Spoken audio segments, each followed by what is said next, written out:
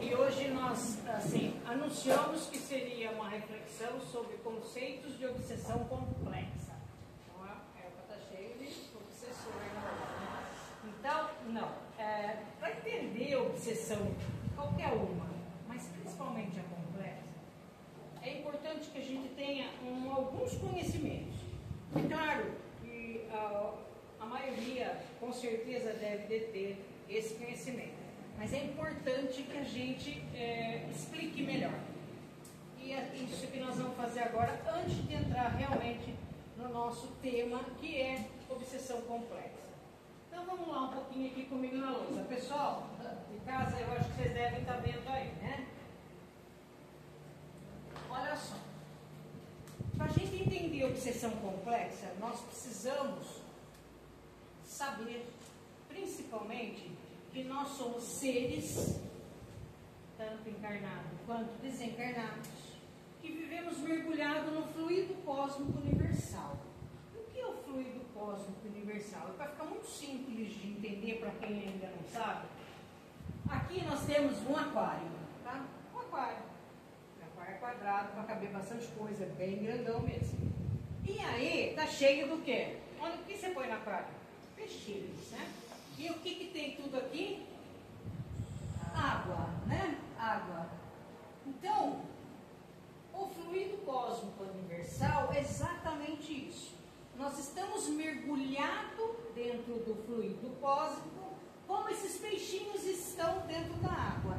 Então, imagina todos nós mergulhados no fluido cósmico, envolvidos por ele e exatamente fazendo. O fluido seria essa água. E todos nós estamos inseridos dentro do fluido cósmico. Porém, o fluido cósmico, ele tem suas modificações. De que jeito? Ele é puro, uma base dele pura. Porém, o que acontece? Ele tem dois princípios. Um princípio que é material e adaptado à matéria, e o outro que é espiritual, também adaptado à parte espiritual. E nós fizemos essa escala para vocês, acho que deve estar longe, mas eu vou falando. Eu pus uma escalinha aqui de 1 a 10. Essa escala de 1 a 10, para a gente entender como funciona o estado desse fluido. Então vamos lá. No 1, que é lá no alto. Vamos pôr o 1 como bem superior, né? Ele já é imaterial, imponderável, ou seja, aqui, esse fluido, ele já é sutil. Por que ele é sutil? Porque ele não tem nenhum contato com a nossa matéria aqui. Então, ele é totalmente espiritual. E aqui, esse aqui, é retirado do mesmo fluido cósmico, porém, ele é adaptado para ser aqui, para ser usado nessa esfera, que é onde habitam seres espirituais muito elevados. Ou seja, são seres que precisam de um fluido muito sutil, muito levinho, para que eles possam se alimentar e sobreviver. Então isso é feito de acordo com as necessidades que eles têm. E eles utilizam, inclusive, esses seres aqui são aqueles que usam esse fluido na construção das cidades espirituais e todas as construções são eles que são os construtores do universo. Então, eles que se utilizam e constroem tudo isso no plano imaterial, imponderável, no plano espiritual. Até que tranquilo? Porém, até esse fluido chega aqui, ele tem, o 5 aqui seria intermediário. Ele vem com uma sutilidade ainda até o 5. Até aqui. Ainda que tem alguns mundos, alguns universos em que se usa não tão sutil como esse 1, mas também se usa, que nós vamos chamar de intermediário. E esse fluido intermediário, ele sofre modificações. Ele também é retirado daqui, da onde nós estamos mergulhados, mas ele sofre modificações e é adaptado aos seres que vivem nesse meio aqui e também a tudo que se constrói. E ele é matéria, mas é matéria muito mais sutil, enquanto que aqui o imponderável já não tem tanta matéria, ele é extremamente leve. E aqui, até o 5, ainda tem toda essa sutileza. Passando do 5 para cá, ele começa ainda muito leve, mas sofre modificações de acordo com o orbe, de acordo com as criaturas que precisam habitar aqui. Até chegar no 10, que é onde eu quero chegar. Que é o quê? Aí é ponderável, totalmente denso. O 10 é o fluido da matéria, retirado da onde? Do mesmo fluido cósmico, mais matéria. Então tudo que se constrói aqui na matéria, toda a nossa alimentação é retirada do fluido cósmico adaptado à matéria.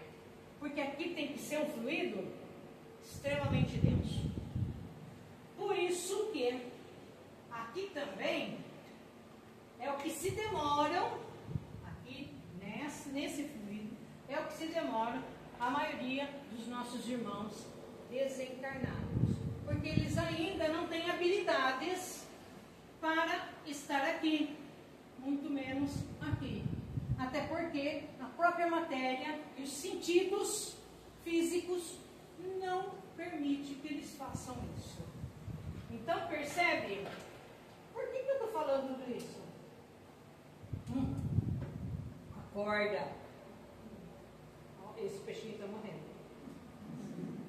Acabou o oxigênio. Por que eu estou falando tudo isso? Claro que é importante saber disso. Obviamente, eu tenho que saber de onde eu estou, porque eu estou, como eu me alimento, como eu não me alimento. Isso é importante. Mas eu estou falando principalmente que eu quero entrar na obsessão complexa. Tá? Então, esse material, ele ainda é muito mais extenso. Ele merece muito mais a nossa atenção. E você vai buscar, ele vai trazer ainda muito mais informações. Muito, mas muito mais. Beleza. Então, por que eu quero falar isso? Porque eu quero entrar aqui nos nossos corpos sutis. E eu não vou entrar em todos os corpos sutis, que é o nosso perispírito. Já ouviram falar? Já ouviu falar, né? Já ouviu. Você não gravou ainda, mas vai gravar. Então, o que é? A votação enchendo o saco. Então, aqui, os nossos corpos sutis é o que compõe o nosso corpo perispiritual, que é aquele corpo que a gente sempre fala, que após perdermos esse corpo denso, a gente vai a outros lugares, a outros orbes, de acordo com a nossa afinidade, buscar, e esse aqui, eles caminham junto com a gente. É claro que eu não pus nem os 7 principais, que seria para citá-los, mas a gente teria que fazer uma reflexão só disso, porque é longo, se eu fosse explicar um por um. Eu me ative apenas a esses 3, né, que são o que eu preciso para entrar naquilo que eu quero. Então, o que eu coloquei? Primeiro corpo, isso aqui, é o nosso duplo etéreo. O que é o nosso duplo etéreo? Podem responder aqui sobre.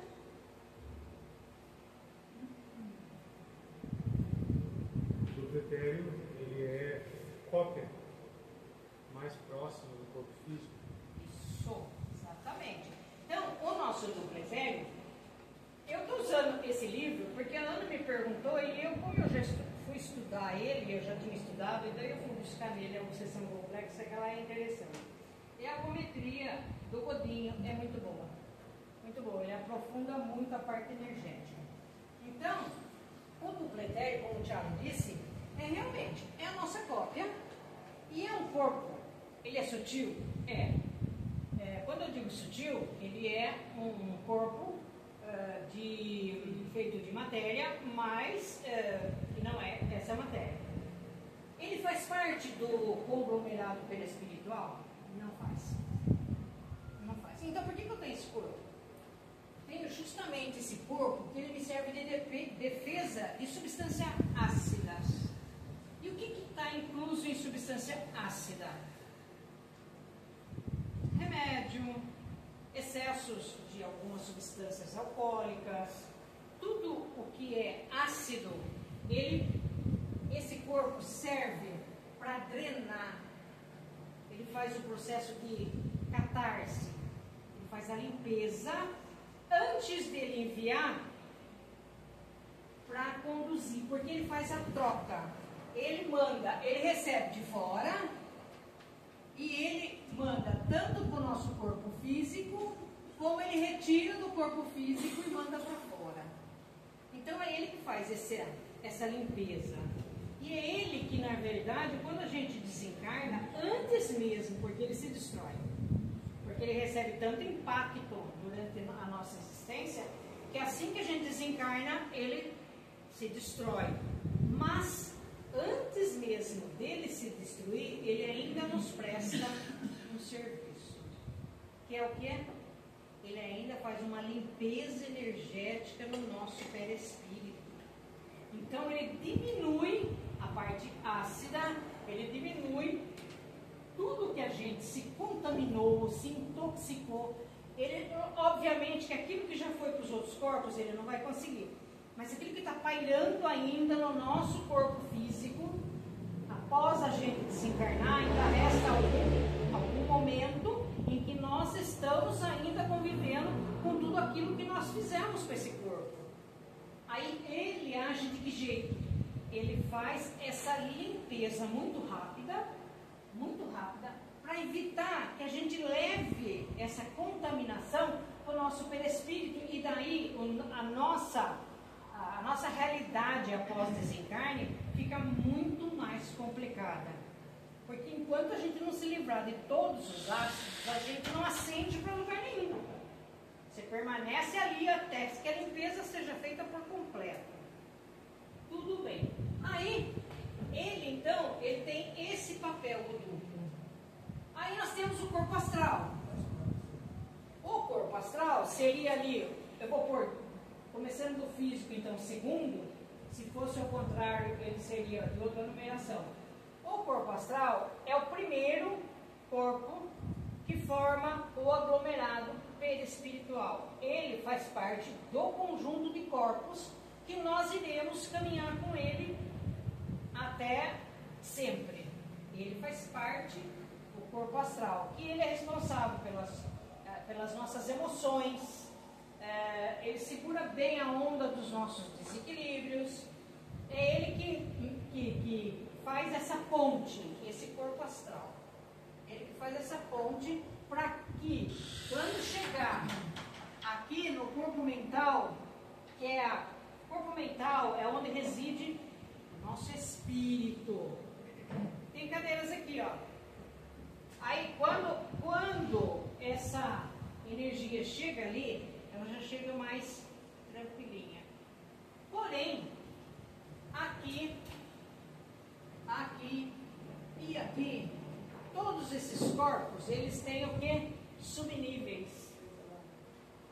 Eles não são apenas uma camada, mas são várias camadas para poder desenvolver esse papel. O corpo mental, o que ele é? Ele é o nosso arquivo. Ele é isso aqui, ó. Ele é uma pasta. Hoje não usa mais isso, né? Mas é isso aqui. Os níveis deles e esse corpo mental é onde guardamos todas as nossas memórias. Pode passar o tempo que for, eu encarno, reencarno, e elas estão lá. Tudo aquilo que foi de importância em diversas reencarnações está ali, guardado no meu corpo mental. Vai ser acionado? Vai. Por quê? Vai chegar momentos em que um arquivo que esteja aqui e eu já estou pronta para vivê-lo, ele tem que vir à tona.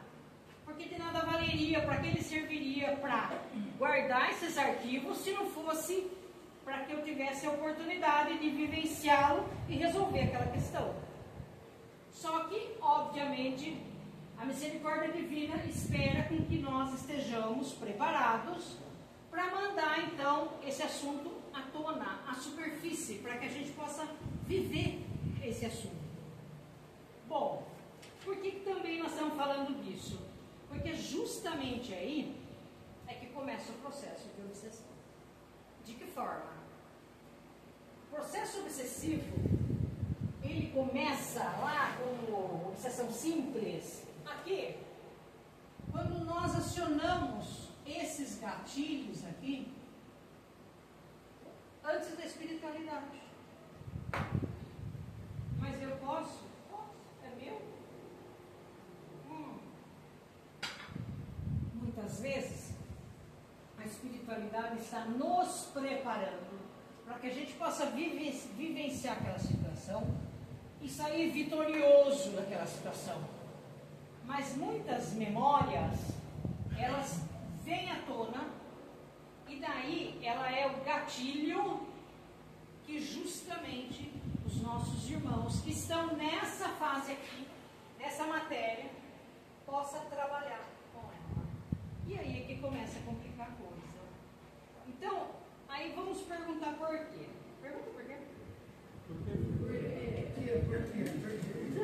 Então, porque justamente se a gente não der nenhum gatilho, nenhuma brecha, absolutamente nada, eles não têm como nos acessar. Mesmo que esses irmãos que ainda estão aqui, que usam o fluido cósmico universal, eles podem fazer muita coisa. Ah, mas o que eles fazem? Eles podem fazer muita coisa quando está aqui na matéria densa, aqui, lidando com esse fluido mais denso. Ele pode transformar bastante coisa, ele não pode criar, né, nada, mas mudar, influenciar, usar, acrescentar alguma toxina, né, que é o que nós vamos ver, nesse fluido, e fazer com que isso possa atrapalhar a nossa vida sossegadamente. Então, os processos obsessivos, nós vamos ver só alguns. Ele começa lá com auto-obsessão, que é um desequilíbrio nas emoções, leva a gente para a obsessão simples, que isso vocês já sabem, que é quando a gente começa a acionar esse gatilho, e quando a gente se permite acionar esse gatilho, alguém pisou no meu dedo, acionei o gatilho? Opa, acionei o gatilho. E daí? Ué, daí se eu deixar a coisa correr solto, eu vou ter problemas. Se eu prestar atenção que aquele pisão no meu dedo me incomodou temporariamente, eu falei, me incomodou, mas vai deixar de me incomodar. Pronto, acabei, encerrei o fato. Mas se eu deixar aqui isso no tempo, tipo, a mente correr solta, eu vou ter que responder por isso. E daí que vai acontecer a pior consequência. Quando a mente está solta e quando o indivíduo se permite, porque foi ele que... Por que ele se permite? Foi ele que acionou o gatilho. Então ele se permitiu fazer isso. E ele nem prestou atenção, porque a vida está... Ou está cor-de-rosa demais, ou está cheia de problema. Tá ok? Só boleto. Isso. Então tá lá. Não sei se tem boleto. Boleto também talvez eu faça isso. Mas tipo assim, tá correndo solto. A vida tá solta. Ele não tá atento a nada. Tá atento só ali, ó. O quê? Aqui. Nessa matéria dele. Ele só tá preocupado com isso. E ele acha que só preocupado com isso já tá bom por demais. Ele não tá preocupado com o que está acontecendo aqui com o seu espírito, com as suas emoções, com os seus desequilíbrios. Ele nem presta atenção. Ele simplesmente não gostou do fato, entrou em desequilíbrio e vamos deixar a coisa correr solta. É daí que começa. Eu vou citar algumas e eu não vou demorar, vou passar bem rapidinho, tá? E daí a gente vai comentando junto. E eu disse junto, hein? Vamos lá. Então, que jeito que existe os processos obsessivos? Como eles são? O que vocês deveriam saber, o de encarnado para encarnado. Como que é esse processo? Como que é o processo obsessivo? Como que um encarnado obsedia o outro encarnado? Fixa o seu pensamento negativo na pessoa, direciona o seu desejo, que muitas vezes é prejudicar a outra pessoa, e em alguns casos até materializa isso em ações. Isso. Então vocês escutaram o que o Thiago falou, é bem isso mesmo. Então, o que é? É quando o encarnado ele usa da sua força para perturbar o outro. E daí fica uma obsessão de encarnado para encarnado. Isso acontece muito mais do que a gente possa imaginar. Ou simplesmente porque aquele indivíduo não foi com a sua cara. Simples assim, não foi com a sua cara. E está tudo certo. Mas ele fica mentalizando, mandando energia. Se você está com aquele gatilho aberto, você vai ficar sintonizando aquela criatura e, obviamente, entrando em um processo de obsessão. São aquelas ideias que não saem da cabeça, virou, mexeu, vem aquela pessoa na cabeça, e isso é a obsessão de encarnado para encarnado. Ou de desencarnado para desencarnado, tem? Tem. Porque acha que a gente perdeu o corpo da matéria? Não vamos ter problema? Vamos.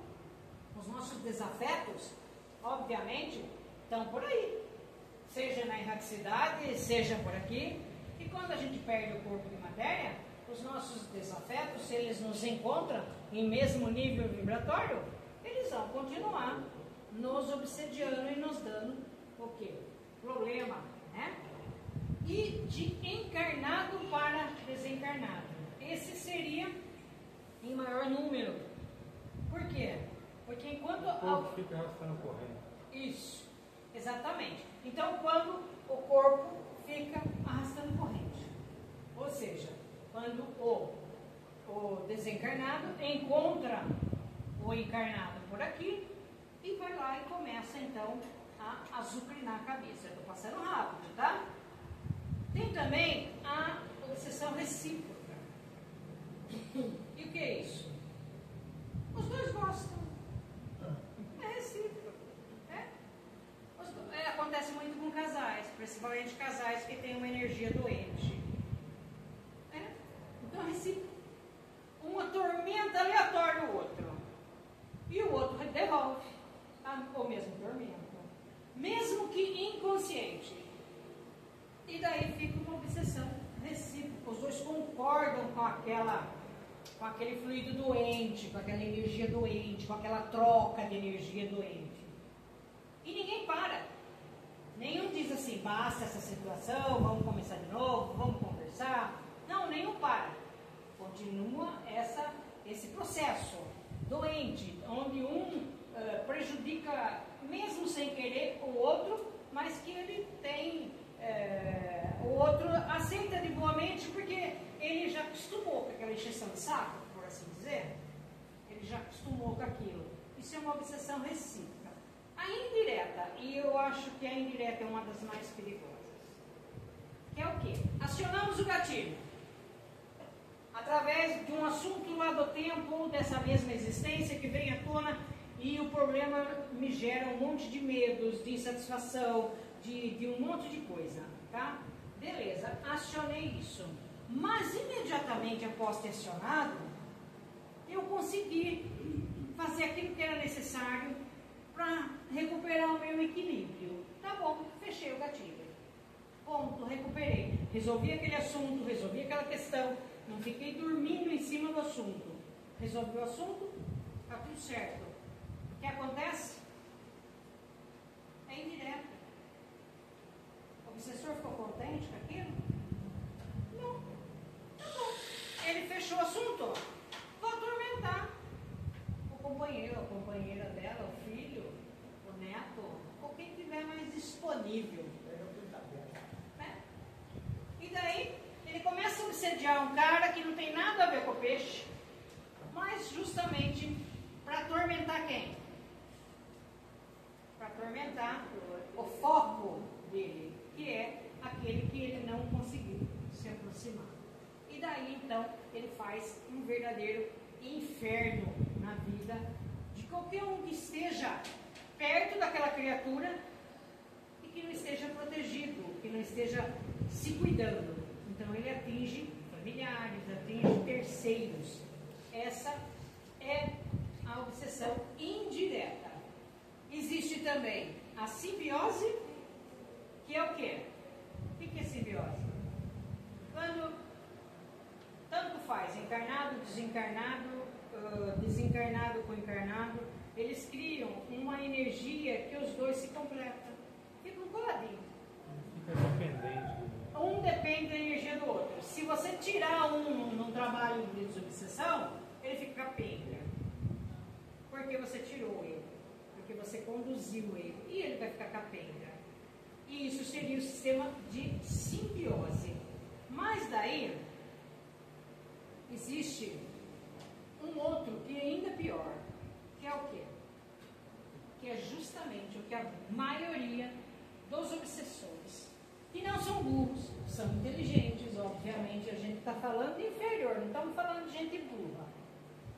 E ele consegue, através da força do pensamento, porque é com o pensamento que ele faz isso, ele consegue pegar essa matéria e ele pode retirar daqui de novo, lá do fluido cósmico, e fazer o que com ela? Ele faz uma modificação e imprime esse elemento doente no perispírito do encarnado que ele quiser. E daí o que ele causa? Isso é uma obsessão que já se tornando complexa. Ele causa uma intoxicação. A intoxicação aqui, eu passo mal, venho passar. Mas a intoxicação é energética, é fluídica. E daí, mesmo que ele receba todos os acompanhamentos e tratamentos com fluidos, tudo, essa intoxicação leva muito, muito tempo para ele se livrar. Ela é tão assim que muitas vezes o indivíduo ele começa a ter um reflexo muito grande no corpo denso, no corpo da matéria, em formas do quê? De algumas doenças, dores fantasmas, dores que ele nem sabe de onde apareceu aquela dor, mas ela veio, ele não sabe explicar por que veio, medos infundados, que também não sabe de onde veio esses medos. E aí é porque o indivíduo está sob controle desse fluido muito, muito doente. Ele não tem como se livrar, a menos que ele, percebendo que ele não consegue resolver sozinho, ele vai buscar ajuda. Senão, ele domina. Isso é o começo de uma obsessão complexa. E se a gente fosse falar nela, a gente vai muito mais longe ainda. Mas é só para que vocês tenham ideia de que isso é dessa forma que é conduzida. Percebeu-se na matéria, em assuntos que você não consegue tratar, busque ajuda. Medos que você não sabe de onde apareceu, busque ajuda. Mas dores que você fala assim, eu nunca tive esse tipo de dor, eu nunca tive isso. Desequilíbrios que de repente você está pensando uma coisa, mas você faz outra. A mente que fica eternamente com um monte de pensamentos, e esses pensamentos são muito intrusos, e eles são frequentes, e eles vão e volta. Vá buscar ajuda. Vai buscar ajuda. Existe Claro que existe, mas eu tenho que identificar o fator primeiro, a causa. E se eu já fiz toda ajuda clínica possível, não deu certo, com certeza eu estou passando por um processo desse. E daí não é um processo de obsessão simples, que é assim, eu não gosto daquele cara, mas daqui a pouco eu fico gostando. Porque até é tão evasivo que, inclusive, mesmo que a pessoa faça uso de alguns medicamentos, não vai fazer efeito. Não vai ter efeito. Não vai agir na vida. Não vai fazer nada. É como se ela estivesse tomando um placebo, água com açúcar. Só isso. Não acontece nada, ela não melhora. Então, quando a gente percebe que isso realmente vai complicar a vida, gente, é buscar ajuda. Eu tenho como buscar ajuda? Claro que tenho como buscar ajuda. De que jeito? A ajuda maior mesmo que existe é evangelho-terapia. Essa ajuda demora, sim. Você demora mais para ver resultados. Mas os resultados acontecem e são excelentes. E o que é evangelho-terapia? É o evangelho que a gente come ele. Come o evangelho. Busca através do evangelho. Evangelho no lar. Lê o evangelho. Aplicar aquelas lições muda a nossa frequência e vai fechando aquele gatilho de tal forma que ele vai ter que dar um jeito naquela situação. Tratamentos para toda a família. Para toda a família. É buscar através do evangelho tratamento para a família toda. Minha família não vai ser. Não, gente, seja criativo. A gente tem o potencial para ser criativo. Mas ela não gosta. Não tem problema, fala alto. Nem que achem que você é doido. Não tem problema. Sai orando. Mas você virou. E daí? Eu virei. Pronto, acabou. Mas você sabe o que está fazendo. Isso dá muito resultado. Isso harmoniza. E se não harmoniza, ele abre uma lacuna para resolver aquele assunto que estava ali na pendência. Ele abre uma oportunidade. Terapias alternativas. Tem, funciona para poder desintoxicar nossa parte energética? Tem. O passe é um deles, água fluidificada é outra. Outras alternativas que funcionam muito também. O Reiki, ele trata todos, ele trata o corpo físico, o corpo perispiritual e trata as nossas emoções, trata o nosso mental.